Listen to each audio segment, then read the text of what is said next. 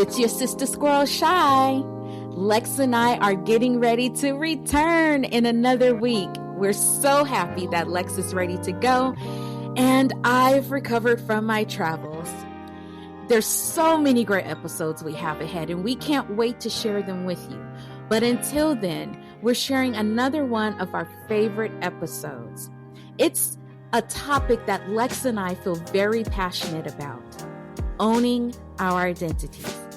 Self-identity and connection is so important, especially in our community where there's so much intersectionality. That's why we want you to sit back, convene with us squirrels, enjoy the squirrel moment where we take ownership of our own identities. Hey, sister squirrels, it's your favorite neurodivergent duo, Shy and Lex. Welcome back to Black Girl, Brown Girl, Squirrel.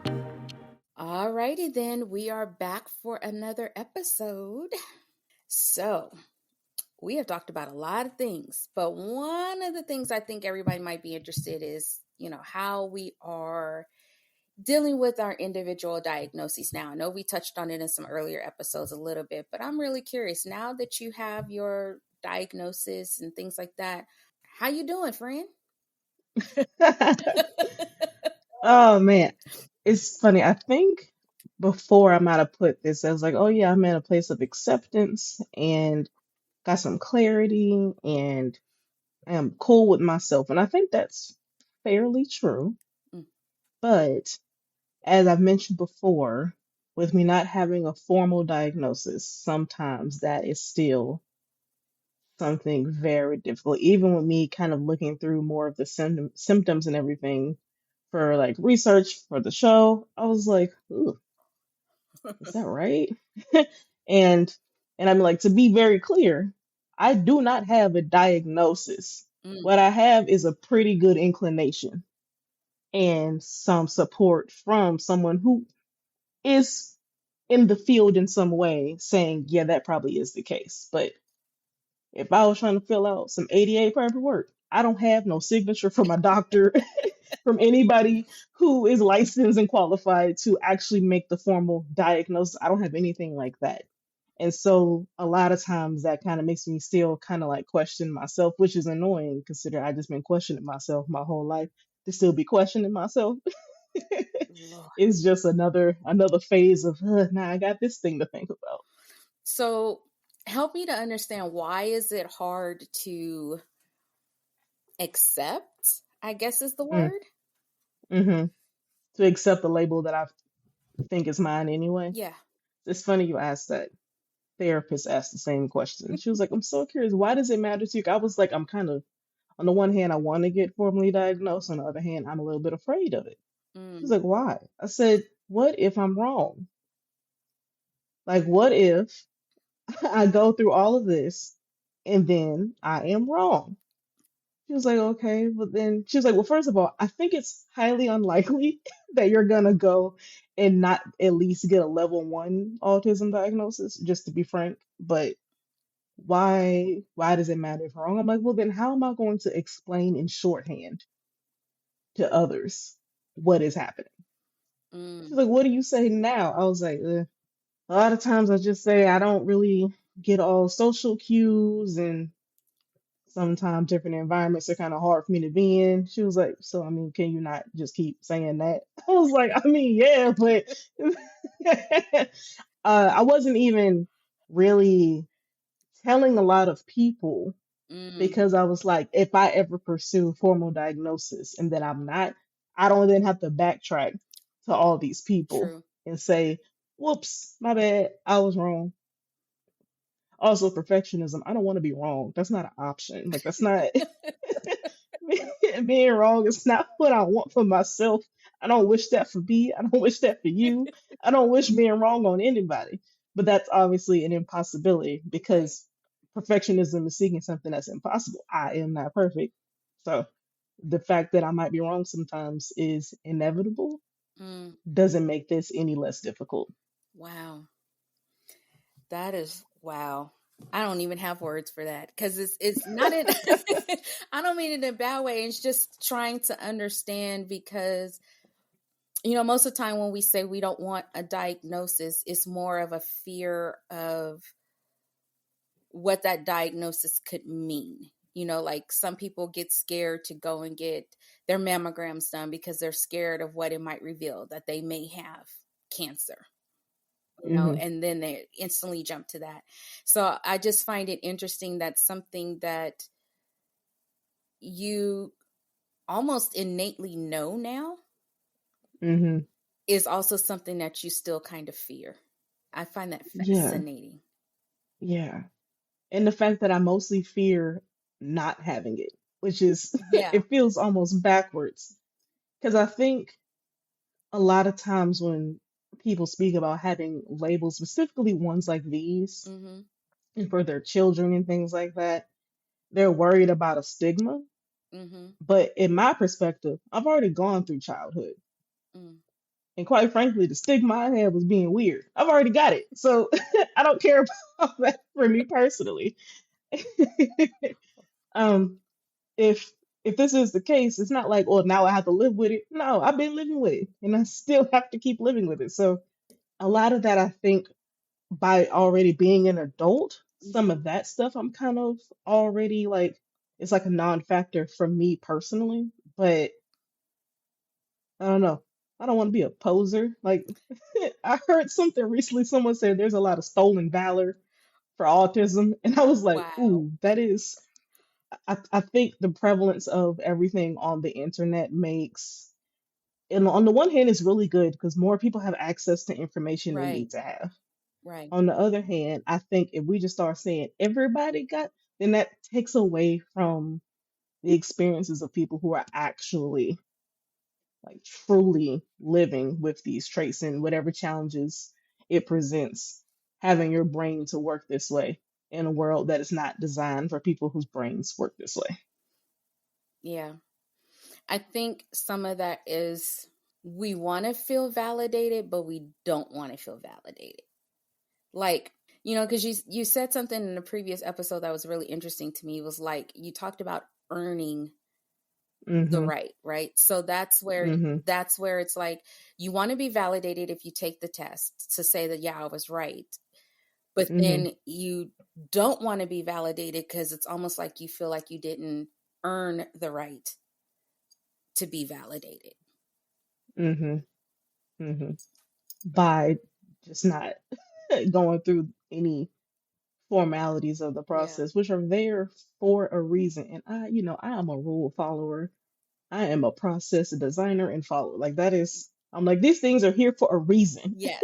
So it almost feels like I It's circumvented the counterintuitive process. to who you are. Mm-hmm. Mm-hmm. That is Mm-hmm. just, that's wild to me, But you know what? I feel like that's part of maybe the challenge in stepping into this space is because for many of us, like for those of us that are late diagnosed, it's like to an extent, oh, it makes sense. And you look back on so many things. And then when you tell people, that you are neurodivergent, that you have ADHD and this and that, at least in my experience and in that of some of my friends, it was like, oh, well, we're all forgetful, or we all do this, or we all do that. It's like, it's Mm-hmm. almost like people want to invalidate not just your feelings around it, but the diagnoses, your years of experience that you look back on and realize that you were dealing with it and where it popped up. And granted, when it comes to some situations, they don't manifest themselves until your 20s. But, there's statistics and things to prove that, especially for girls, it's overlooked. So it's been there. It was there since we were Mm-hmm. children. It's just that nobody really knew or paid attention because all the studies were for boys, little white boys, Mm-hmm. and that was that. So yeah, I think it's one of those things where I guess it makes you question, do I need validation? Mm.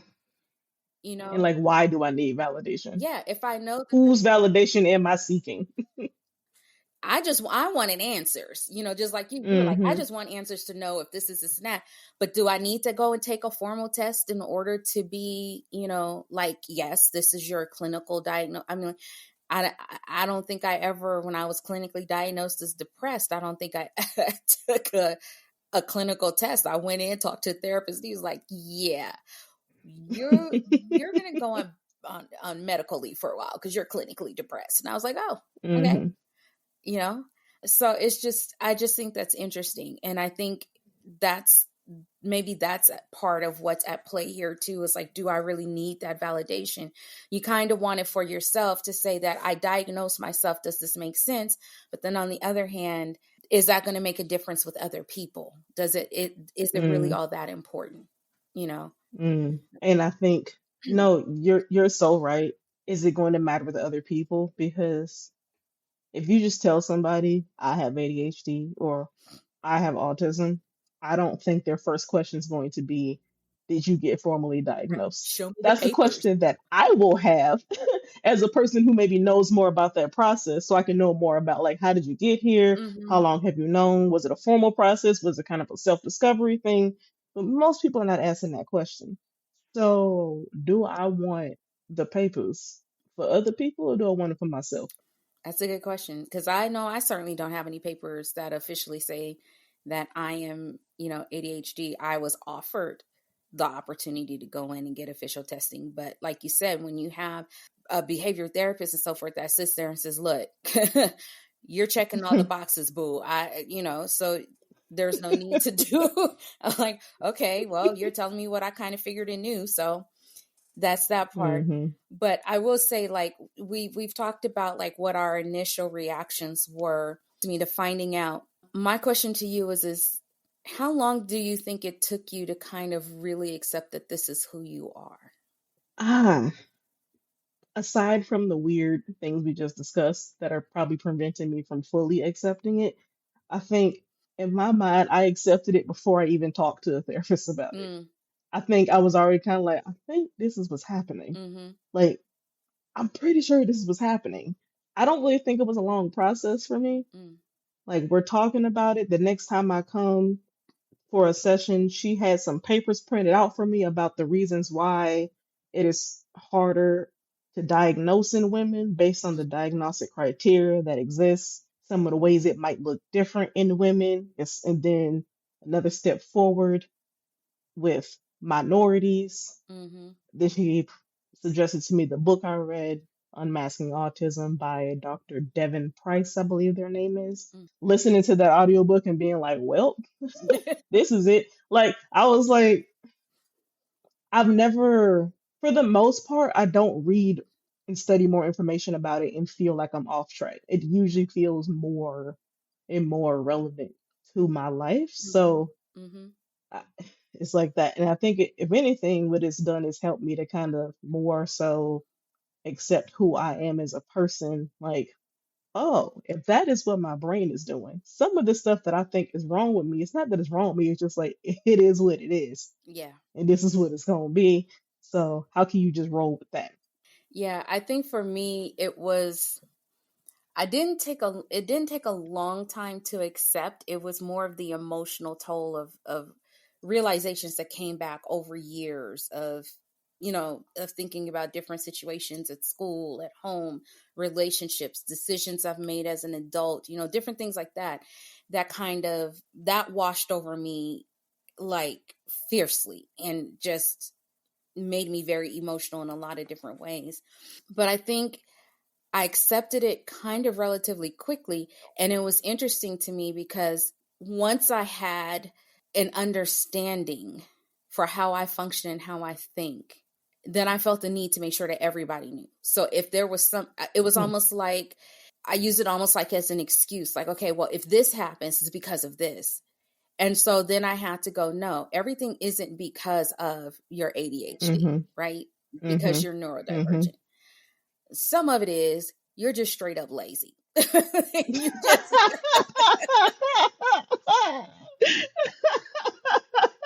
you know, No, you just didn't facts. want to do XYZ today. So just be honest, that had nothing to do with your ADHD. Um At other times, it was they're just being annoying and I'm just wanting to ignore them. So I'm not hyper focused. I am just ignoring them.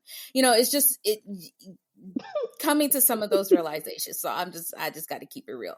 But then Mm-hmm. it got to the point where I really started, the more, like you, the more I read about symptoms, particularly in women, how we function, that sort of a thing, the more it started to be like, okay, this is definitely you. The more I became aware of my behavior, how I spoke, how I was interacting with people. Mm-hmm. And then I was like, okay, sometimes it was, what adjustments can you make? Because you can't expect everybody to understand you. And on the other Mm. hand, what can I do to educate other people so that they can adjust to me? And then so that's when I kind of got on that side of things, of feeling like, no, I'm not going to keep trying to adjust to everybody else. It's time folks start learning how to adjust to me. And so I centered myself into my own conversation rather than centering other people into my story. That makes sense. Mm. Yeah. So then I guess you might have answered this a little bit already, but kind of same question you asked me.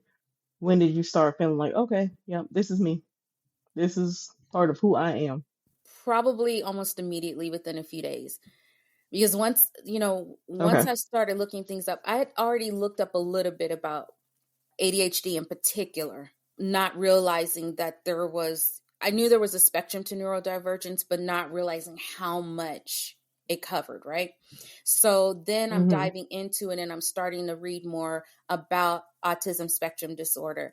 I'm starting to read more because mine was, like I said, was, the ADHD. And then I think I came back for a session like a few weeks later, and then she was like, now let's talk about your PDA. And I was like, my what? And she's like, yeah, your pathological demand avoidance.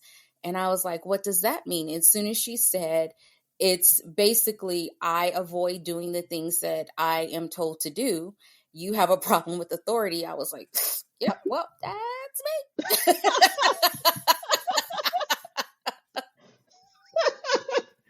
you know? So I didn't try to run and hide from anything. I thought about all the times that, like when growing up, my mom was like, hey, you need to call your dad and talk to your dad. And I'd be like, okay. And then Mm. I wouldn't call.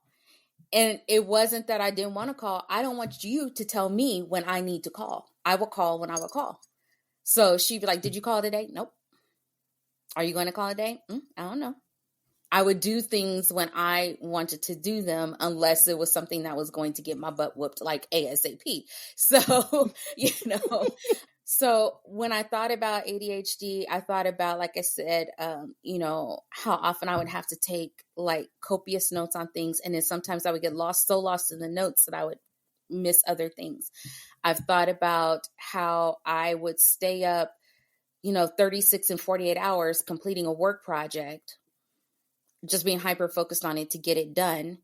How often I procrastinate, even when I try not to. How there's parts of my life that's very organized and parts of my life that are like completely chaotic. Things like Mm. that. And I was like, yeah, that's very much me. So it didn't take long for me to acknowledge that, yes, this was legit me and who I am. It took me longer to not use it as a crutch or an excuse for things. Same thing when I, with my autoimmune illnesses and all that kind of stuff. When you're tired, it's like, oh, it's easy for me to blame my fibro or my rheumatoid or whatever. No, no, no. Sometimes you just tired because your butt stayed up all night and you should have just went to bed. You're tired because you didn't eat right, or something like that, Mm. versus you're having a flare at the moment or the weather outside is messing with your body. So yeah, that's what I had to go through and make those adjustments for. And I still make sure that I analyze everything that I'm doing to make sure that I'm not like, is this really my neurodivergence or is this just something else? So I still struggle with that sometimes, but yeah. Mm. It's interesting you say that because I think part of this process of accepting that then also goes into just like plain old personality. Mm. because I immediately was like, well, I cannot say that everything is because of autism, because that cannot be the case, because it's already the fact that like everybody's going to present it differently. So Right. I said there's probably some stuff I got going on that's just because like I don't want to people today because I don't like people like that, but not I think there are some autistic people who like people more than I like people, you know what I'm saying? Yep. Like I can it's a understand. so things like that. And the aspect of the PDA has always been so interesting to me from the moment I heard about it from you, because you're like, I don't want you telling me what to do. And I don't want to do it for the very fact that you told me to do it. And I feel like I live my life trying to make sure I do everything so that no one even has to tell me to do anything. I wish I did. I feel like the idea of responsibility is such a big thing for me Mm, that also leads into the perfectionism and all of that. mm-hmm. That, like, the idea of not doing something someone told me to do does not even compute. Like, if this person rightfully has authority to tell me to do something, I should do it. Being like, "Ugh, I don't want to because they told me," it's like not a thing that immediately comes to mind And for see, me. it's not so much of I don't want to do it because they told me. It's I don't want to do it because I don't want to do it when you told me to do it. Like call your dad It's today. Why I gotta call him today? Why can't I call him tomorrow? and I'm just like, but why you can't just call them today? You see what I'm saying? Like it's just I can't even Because I I can't don't even feel like fathom it. Yeah. I can't even fathom the whole thing because it almost feels to me like self-defeating. Like because you've done this, it's like a weird. It's like procrastination with evil. Like it's like why wouldn't you just do the thing today so that we ain't got to talk about it no more? You know what? That we I think we may have coined a new term, petty procrastination. I don't know. Yeah, because and you know what? And here's the crazy part. Like I'm sitting here and honestly, I'm trying not to get emotional about it. It's like hmm it doesn't make sense to me. Everything you said hmm makes sense to me. But my reactions doesn't make sense to me. I mean, there are times where I'm like legit, like, no, I just can't today because I've got this, I've got that, I'm doing da da da. That feels like an hmm okay justification, right? hmm Then why don't you do it tomorrow? Because I don't feel like doing it. Well, why don't you feel like doing it? I don't know. I just don't. Like growing up and stuff, I guess I've always been the type is I didn't like not being able to label my emotions. Like, why am I feeling this way right now? And that goes to the fact that, and this is true for a lot of us that are diagnosed with neurodivergence. Some of us are dealing with trauma. So, hmm and sometimes that's what triggers our acknowledgement that we may have neurodivergence. I haven't done a lot of research on the connections to all of that, and so that'll be forthcoming. But yeah, I just felt like because there were times that I would be very emotional about things and not even understand why. And it wasn't until years later that I would understand why, right? So now when I'm looking at, I have ADHD, I have PDA, why do I feel like I just don't want to do it? And when you don't know that, especially at this age, for me to still up and say, I don't know, that's a hard pill to swallow. Why don't you know? Because we're told by this point, you should know better. You're an adult, you're this hmm and you're that, right? And hmm I'm like, I still don't know why I feel this way. I still don't know why I don't want to do. I just know I don't want to do it.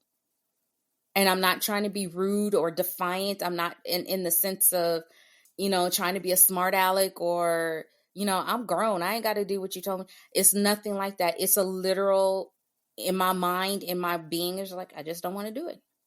And I don't know why. I just don't. There's times my husband, even to this day, and I know I'm picking on my dad and I love him to pieces and it's not to pick on him, but it was the easiest analogy that I can think of besides the many complicated things that come.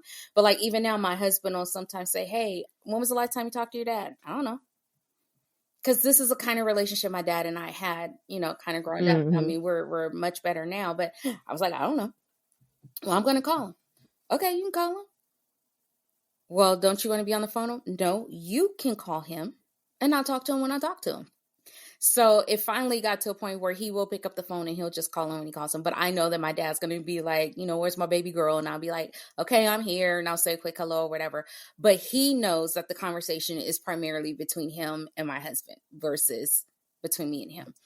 I hate not being able to put a label on certain emotions that I have. And that's one of the downsides to PDA is you just simply just like, I don't want to, and I don't know why I don't want to. And unfortunately, that appeals to my rebellious side. And so I have to be very careful with that because, when certain things come up and I feel a certain type of way about it, and, I very much rely on my faith, as you know. So there's times when I'm like, I really got to reach back and rely on that, because if I don't, this is going to push me one step closer to doing something that I would be very uncomfortable later on to have been involved in or to have done something a certain way. Yeah. It's like you don't want this sort of pathological thing that's going on to push you in a direction that you don't actually want to be in. It's almost like you don't want to be doing something for the sake of doing something. It's that you don't want like this pathological kind of thought process is happening to push you into doing something that you don't even actually want to do. Like because it's against maybe every like ethical, moral thing that Yes, you've got that you actually believe. You don't yes, want it to like take you away from that. You don't be doing something just to be doing something. Like, exactly. Exactly. I mean, even if I do feel passionate about something, again, there are certain things that I hold near and dear to my heart that has made me the person that I am, that makes up my belief systems and things like that. So no, I don't want to have that I'm going to fight against this or I'm going to speak up against that. And no, that's not, I don't want that to be used in an improper way. So mm, that's the other reason why I have to be careful, because it's easy. Like, when sometimes if a client demands that they want something by a certain date, you don't know what I have going on. I tell you when I'm going to, mm-mm, mm-mm. Or when I was an employee, when I was working, it was the same thing, that they would push a deadline day and you'd be like, I got 5,679 things on my plate, but you want this. So that's what I mean by there were times where I really had to swallow that down and go, don't give into that, because that's not going to lead to anywhere positive. It's mm-hmm. not going to lead to Yeah. anywhere positive. We were talking about how we're dealing with all of this, and some of the things we realize when we say, okay, I realize I'm neurodivergent, I don't want to use my neurodivergence as an excuse for not doing better things or for not being the best person that I can be, just because there are Mm-hmm. certain things I am prone to do because of how my brain thinks and how it functions. I still don't want that from keeping me from being the best person that I can be. As an employee, when you have PDA, and your boss is telling you when something is due and you're like, I got all this work on my plate. How are you going to tell me when this is due? Let me tell you what I have available. And this, you can't do that. You can't keep pushing stuff off. Sometimes they want to demand certain things of you and you're just like in your head, no, I don't want to. I don't want to. Would you like to work with Tim on the No. Tim's breath always stink and he don't know what he talked about. No. you know and so it's a weird thing, but I think it comes more into play sometimes when it's your personal relationships than it is anything else. That's Mm, when I think sometimes our thinking processes and the way we interact really comes into play. yeah. Yeah. At work, like you said, there's the authority situation. Now, don't get me wrong, I was always taught I ain't nothing but another man or woman. But you do have a certain level of, but this is my job and I'm here to get a check. Mm-hmm. So I need to act with a certain decorum in that sense. But yeah, I think it shows up more in the personal interactions, friends, family, than almost anywhere else, quite honestly. I Yeah. could see that maybe being something that could be a source of friction in personal relationships. I think it can be, because especially when you're talking about dealing with other people, right? And timelines, right? So there are people I have in my life that are very much time oriented. Like, if you are on time, you're already late, right? That kind of a thing. And for me, I try my hardest to be on time. If I have an appointment, like, I have Zoom calls. My Zoom call is at such and such a time. And especially if I'm responsible, I'm trying to get there a couple of minutes early. I may not show up till that same exact time. I have to set timers and reminders for myself, all the time. I have multiple reminders on my calendar, multiple reminders on my phone, like alarm sets. Anytime I'm doing something, I do the Pareto method where it's 30 minutes or whatever, because part of me will want to avoid doing something because they wanted me to do it at such and such a time. My husband's a very much process-oriented person, very much a thinker. Personally, I think he's undiagnosed ADHD, but we'll cross that bridge when we get to it. But he's the type of person that says, he was like, babe, can we talk about X, Y, and Z? Sure. I'm ready to talk about it right then. He's like, okay, well, I'll come back at like 7:00 to talk to you. And I'm like, why you got to put a time on it? Instantly, my PDA kicks in. Why you got to put a time on it? Why can't you just come talk to me? Why can't you just, and he's like, well, because there's other things that I want to do. So I'm just letting you know that I'll come up around that time. But why you got to tell me and then I start giving this pushback because I don't want you to put demands on my time. That's how my brain hears it, sees it, processes it. You're putting demands on my time. So if you want to talk about it, let's talk about it now. Or let me tell you when I want to talk about it. Listen, this deep. I got nothing for this, friend. I got nothing. I wouldn't even know where to begin. Because if I was having a conversation with somebody and that's the responses I was getting, I'd be like, what is happening with you right now? Because this don't seem like this is even about me. And I don't know why you're being this way to me for a you problem. That would be my reaction to it. And I get that. I get that. And being somebody that works with other people on communication skills, that is not how you communicate with somebody. So it took effort on my part, one, to explain to him what happens in my mind when I hear that. It really does happen. You're putting demands on my time. And that's not what the intent is. It took effort on my part to go, what he's trying to do is give you a heads up so you can prepare yourself. Or if there's other things that you want to do, or, he knows that sometimes I can get into something heads down, everything else is tuned out. So it's his way of saying, at this time, can you just make us some slice of time for me to be able to talk about X, Y, and Z? So I had to make the adjustments once I knew why I felt that way. And I feel it would be so strong in me. It's wild. And it feels, and I know it sounds probably absolutely bonkers, and it feels that way. But it was something that I struggled with for a very long time. Now I understand why. So we communicate differently now. And he's like, okay, babe, I want to talk to you about this, or can you help me with this a little bit later on? Okay, sure. Now I go, how much later on? Like, you talking an hour, a couple of hours? What is it something we can do real quick right now? Sometimes he's able to do it. Sometimes he's like, no, I need to do some more, because usually about schoolwork or something. He's like, I need to do a little bit more diving into this. And then, so then we've come, the way that we communicate about it is different, and we come to a conclusion, and it just makes it easier. And then I had to learn, just in general, definitely to communicate more effectively, especially given that my brain can go off here, there, everywhere. You're not on that path with me. So I can't speak in half sentences.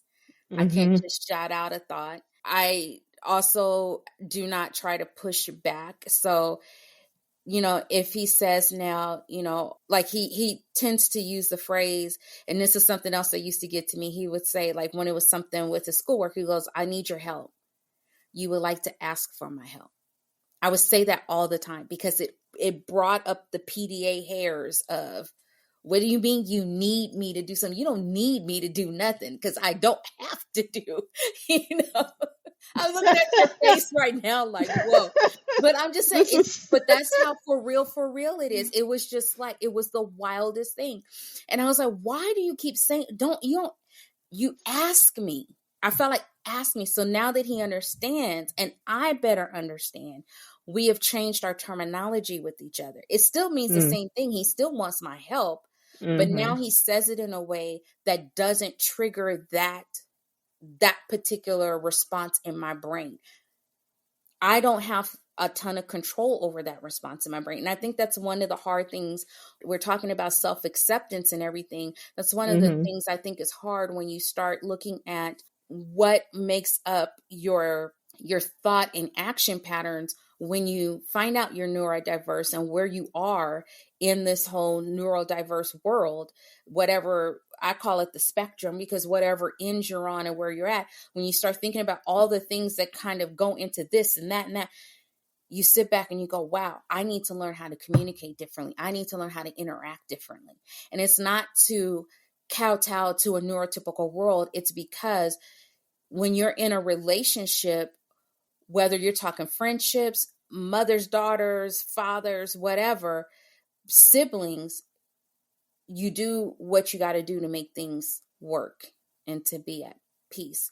So when you're talking in a marriage where it's already compromising and all these other types of things and things that honestly you don't mind doing because you do love this person, you're spending your life with this person, when something kicks in that starts putting up those barriers, you got to break them down, because that will start creating a chasm that you will not be able to fix and cross so easily.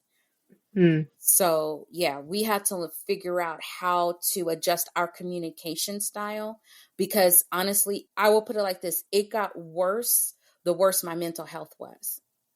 So when my mental health wasn't in control, that PDA was like, whoo, strong.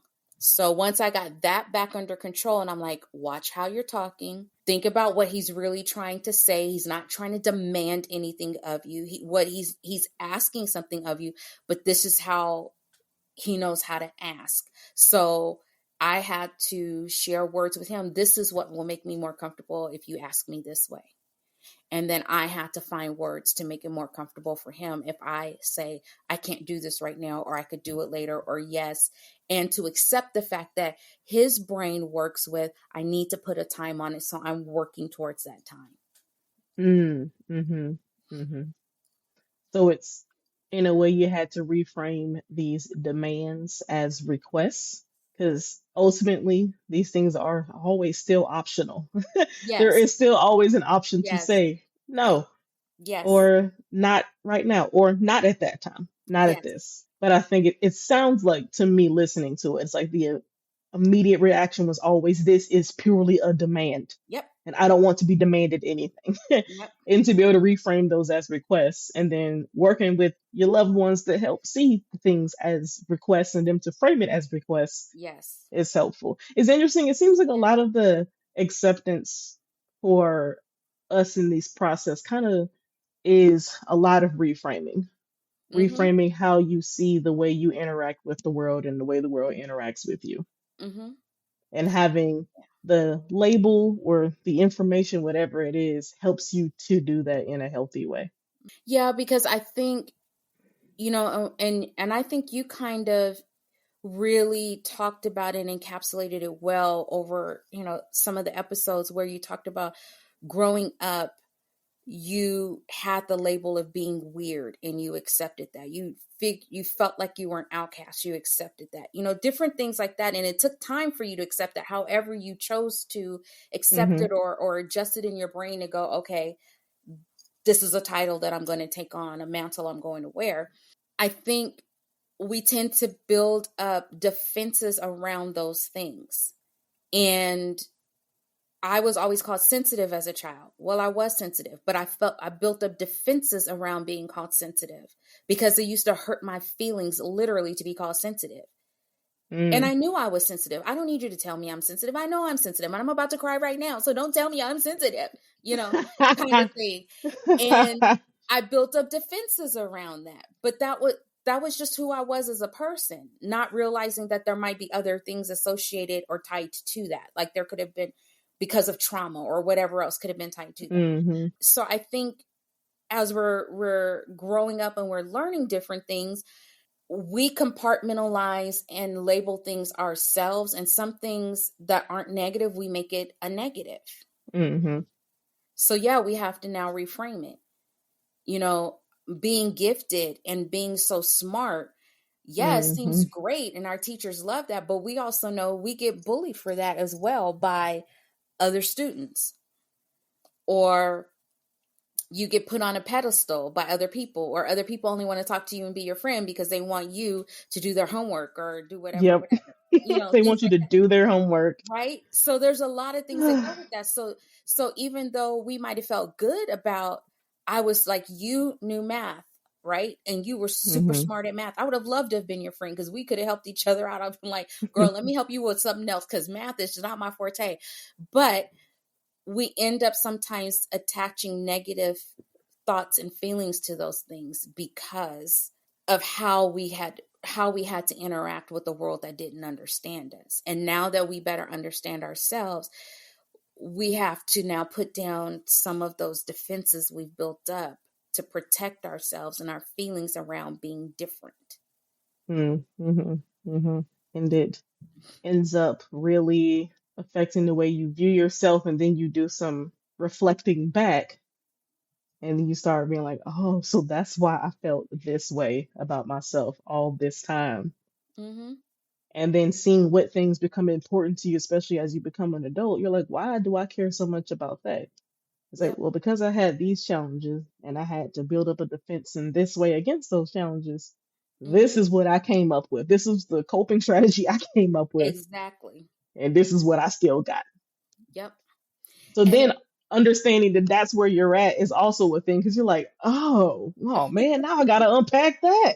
right. I realized, I was like, oh, I didn't even know that was a coping strategy. Is that how I was getting through it? You know, it's there's a lot. So I don't want anybody out there who is just now coming into this space, who's trying to figure out where they are, who they are, all that kind of stuff. I don't want you to feel like some weird anomaly. All of your feelings are valid. Everything you're trying to work through is valid. That's part of going through the process of learning how to accept ourselves. That's another reason why, and you'll hear me and Lex say it all the time, that getting therapy is so important, because there is a lot to unpack. There's a lot of Hmm. feelings that go along with getting a diagnosis or getting a confirmation or validation of what you've been thinking and feeling in your mind. I hear people, grown women all the time, saying, hey, I'm undiagnosed, and they're undiagnosed, kind of going back to what you were saying earlier, because they're scared of what that diagnosis means and symbolizes now, Hmm. and what that label, that new label that they're going to carry. And yes, we define ourselves for ourselves, but it is scary to have a new label. And the thought, like one of my clients was saying, well, what other people, I think about what other people might be thinking about me. And that also scares people from going and getting officially diagnosed, or Mm. proudly wearing a label, so to speak, because they're scared of what other people are going to think. So speaking of which, when you started telling people, what was it like with the reactions, like from those that were closest to you, like your parents, your closest friends or siblings and family members? Like, what was that reaction like, and how did that make you feel? So, as I mentioned in a previous episode, with my parents, that's a little complicated. I told them my thought. They were like, ha ha, and started cracking so many jokes. We almost got off topic. I was like, y'all, I'm talking about this because I'm serious. I was crying. It was so dramatic. It was a lot going on in that conversation. And then after the conversation in therapy, and I called my mom to tell her, she was just like listening and kind of quiet and just like, well, listen, you said this is information that you wanted to know. You were thinking this, and now you've gotten some answers on it. And that can help you in your whole journey in therapy. That's how she saw it. Mm, And that is the last time we talked about it. wow. I have not told a single other family member. It has not come up. I doubt it will, unless they somehow find this. Like when I send it to my mom, to be like, "Ma, guess what? I'm on a whole podcast." and then, but my family is so private that private Mm, in the sense of I can't see my mother then sending this to everybody in the family. I think got she would just hear it and be like, "Oh, okay," and that would be it. That would got be it. She might tell my dad, "Your daughter got a podcast." He'll be like, "What?" That'll probably be exactly what he says, how he says it. What?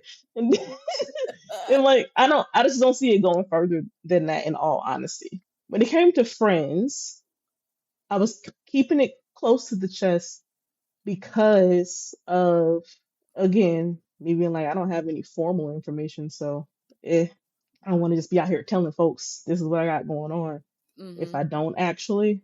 And then I decided to broadcast on the podcast. So that's smart. That's consistent. That makes a lot of sense. So think about when I told like one of my closer best friends, like my roommate Jazz, Mm-hmm. part of our whole little friend group. She already kind of knew like the whole process, and me telling that I thought this might be the case anyway. Us watching Love on the Spectrum and her looking at me like, "Ooh, friend," and I'm like, "I know it's crazy, right? You think that sounds crazy what they said? I understand exactly why they said that. I understand exactly how they had their thought process. I just have figured out you can't say that to people, but I want to say that to people." So for her, it was kind of just like, "Oh, all right, cool." Like when I first mentioned that I think I might be on the autism spectrum, she was kind of like, "Oh, that actually might make sense." Yep. I But can see Jazzy saying that. yes, but also you got to think she's a pediatric nurse. Yes. So she's had a lot of experiences with kids who are on the spectrum. She knows what this looks like, right? Yes. This Yes. isn't a new concept for her. What I maybe would tell other friends, maybe friends I'm not that close to, but like pretty close acquaintances, Mm-hmm. the number of times that the reaction I get is, "Oh, really?" I remember I said to one friend, I was like, "Yeah, I would probably be what we would refer to as like high functioning." She was like, "Yeah, very high functioning, like very, very high functioning." And I was like, "I don't know how I feel about that." I don't know if I love that Mm. kind of thing. And then it's kind of like, "What's your mama say?" As if I need to go ask my mama if I got it. Like I need my mama to tell me that this is true. My mother is a lot of things. She's a wonderful lady. She is not a therapist. She is not a clinician. Yeah. She does not have a PhD in psychology. She's not a registered licensed clinical psychologist. Like this is not a thing that my mother is able to assist with, despite the many things that she can help with. So Yeah. I felt very weird by that reaction because I was like, so what I had to say didn't mean nothing. Like I'm just saying stuff. Okay, okay. A lot of like, "I never would have guessed. I didn't think that." And I'm like, I think the problem is going back to everything is presented a certain way in media. So people's idea of it Yes. is totally different than how it might actually look in Mm-hmm. everyday life with a variety of people. Right. But that doesn't help with me kind of grappling with it myself. If the whole problem I have is I basically have autism imposter syndrome, I don't think people constantly telling me, "No, I don't think you got autism," is helpful. Like I think it only makes it more confusing, and then it makes me be like, "Ugh, whatever, I ain't got to tell nobody." Understood. Now we got even more new terms. So we got Mm. petty procrastination and autism imposter syndrome. Okay. Mhm. No, but you know what? What you said was so interesting to me because I know that the day that I was told that I had ADHD, I was like, wow. And I can't remember if I said something that day or if it was the next day that I told my mom and my husband. We all lived together, and I told them, Mhm. and it was like, okay. And I can see the wheels turning like, okay, so what exactly does that mean? Mm. And I was like, well, I found a video that I think will work and explain it a little bit. So I showed them on YouTube. A lady by the name of Mel Robbins has a video that talks about women and neurodivergence. She also was a late diagnosed woman that received the diagnosis. And so we were watching it, and then partway through watching, because it's like almost an hour and some odd minutes, my family was like, okay, can you pause it here so that we can talk about this and this. So we did. We talked about it in depth. We watched all parts of the video. And frankly, after that, I would try to have other conversations about it, like with my mom. And like you said, she's wonderful and she's this and she's that. But it was almost like she didn't really want to dive into it too much. Mm-hmm. I do remember that she initially asked me questions like, well, do you recall any instances, like you asked me one time, do you recall instances growing up where it may have come into play and this and that? And I recalled that whole ninth grade algebra situation. Mm. And she, in my eyes, kind of went on the defensive a little bit. Well, we did the best that we could, what we had and what we knowledge. I'm like, I'm not blaming you. I'm just saying I stated facts of this is how the situation went down. And now that I know what could have been a part of this, we could have handled it differently, but we couldn't handle it back then because we didn't know. And they weren't exactly checking girls, for being neurodivergent. So what, I get we go off of what we know. And I was like, I'm not blaming you. And I think that's probably, when I heard you talk about like your parents before and things like that.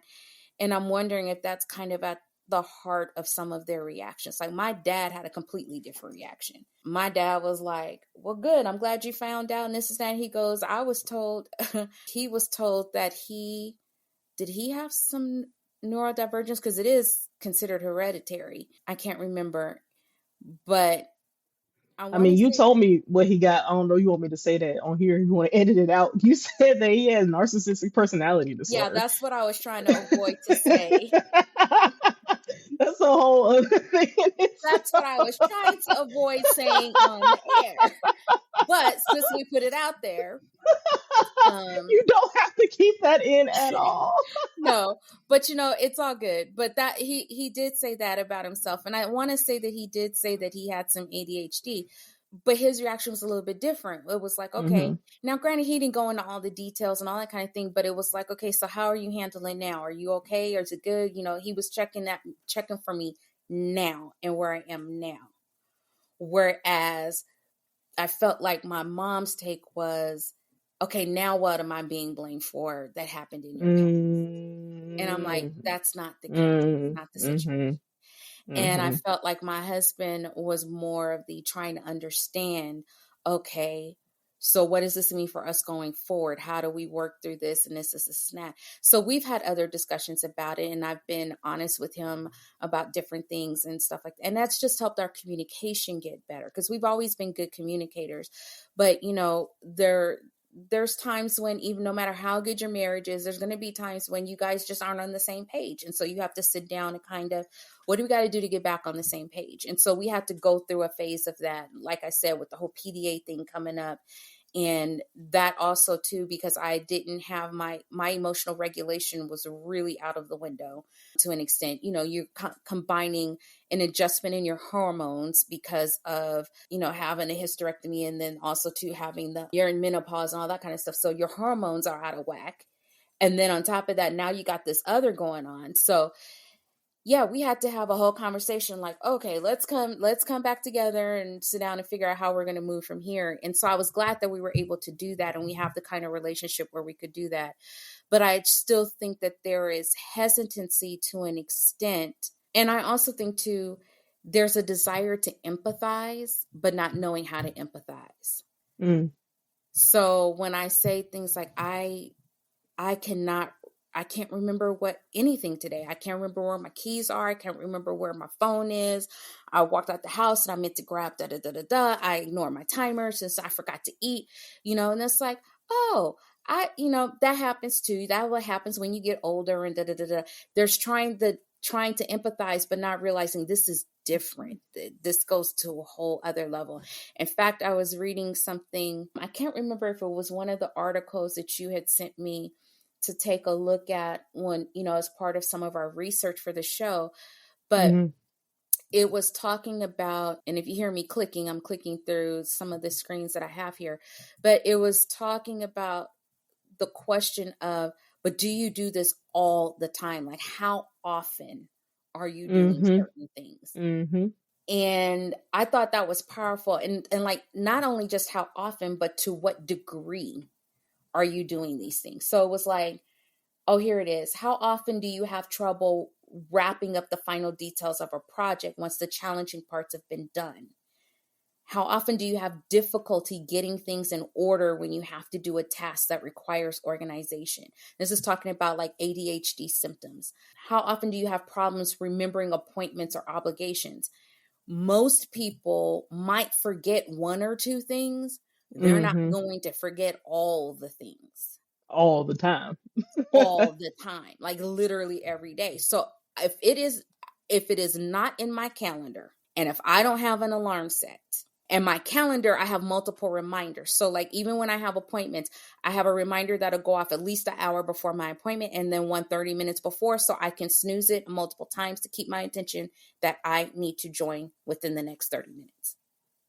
Most people don't need or have to do that. They'll look and go, oh, okay, well, I'll jump on, or they show up 15 minutes early and they're sitting there waiting or whatever the case may be. So I think that there is a need sometimes with those that we care about, our friends and our family, to try to empathize. I think there's a need for them to, like, when you talk about the friends, like honestly, I've known you for years, never would have had you on the spectrum. Never. I just thought that you were funny. I thought that you were this and that. And I did.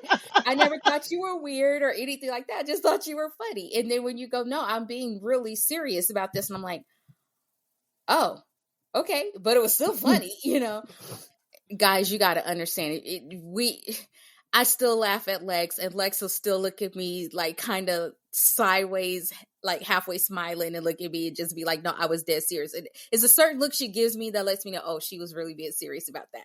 And so that And I don't know why we're laughing, yes, quite frankly. I don't know why you're laughing at me and what I said when I said what I said and I meant what I said. And I'm like, okay. But I just say that to say, like, I didn't. And then it wasn't until I came to you and Jazz and started talking about what I was thinking and feeling in my conversation I had with our mutual friend Hannah, that both of you started expressing, Jazz was like, girl, you definitely got ADHD. And then you was like, well, you might want to talk to the therapist about this. It's always how you say it. You're always like, friend, you might want to give consideration to. If I hit you with that now, friend, that means I got something to say. Yes. That means you better listen. But so I think sometimes with our friends, it's a need to connect and to show that they didn't feel you were different, that they didn't notice a difference.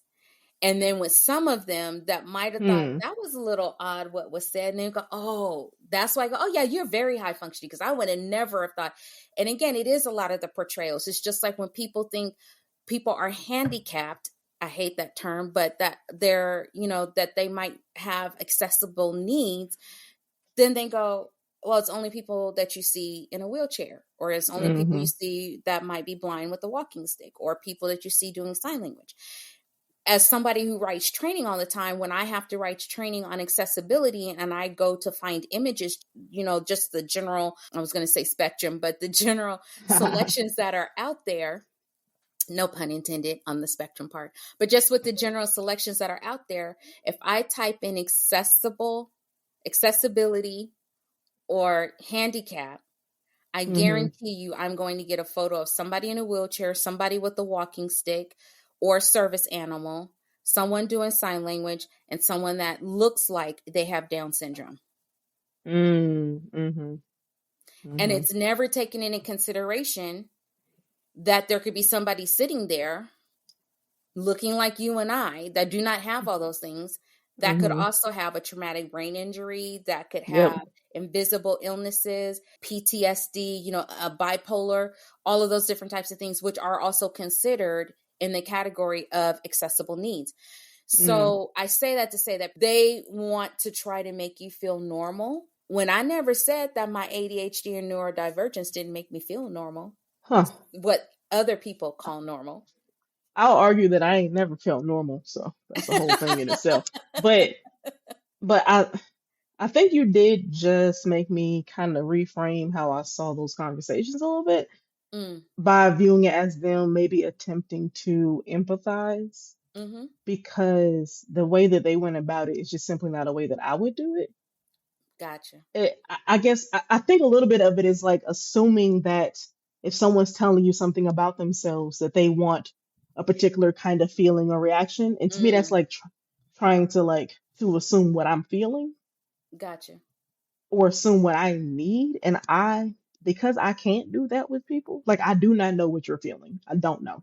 So I'm always going to just simply ask. Got it. So if someone tells me something about themselves that I never had considered, I'll go, oh, so what are your thoughts on that? Yes, Like, you do. I'm going to ask you. Mm-hmm. I don't know. And I kind of do that with everything. It could be regular life stuff. And I'm like, I don't know what your reaction to this is. So let me find out so I know what page I need to be on with you. No, So, but I appreciate that about you because I feel like that's a genuine interest that mm, a lot of people don't display. They'll just let it slide. They won't say anything. Like if we're mm, sitting eating something and you're like, okay, so what are your thoughts on X, Y?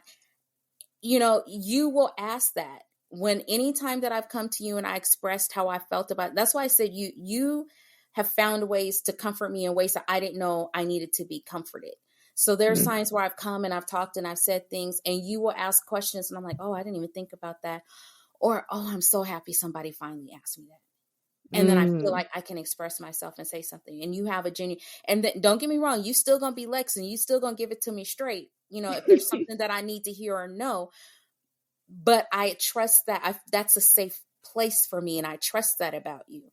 But Mm, I think we're both onto something that people are trying to empathize with us, and also too, they don't know our feelings behind it. So I think in their way of trying to show empathy, they're trying to make it feel like, well, I don't feel that you're different. Really? That's how? Okay.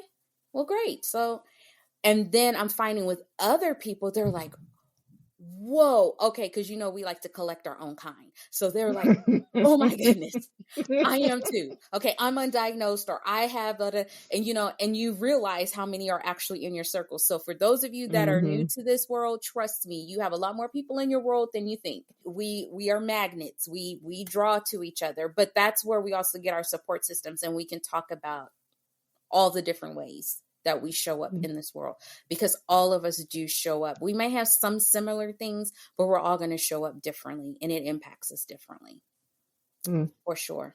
So if someone is trying to kind of come to grips with where they are in this whole process, this whole Mhm. self-discovery, diagnosis, no diagnosis, whatever it may be, identifying yourself as somebody whose brain is experiencing some real neurodivergence, what would you say to them is helpful for this process? Mm, wow. First of all, take some time to sit with it yourself. Hmm. And the reason for that is because just like with any other diagnosis, you can't always explain something you yourself don't understand and that you haven't wrapped your feelings around as of yet. I have unfortunately been in several situations where I've had to deal with potential life or death diagnoses.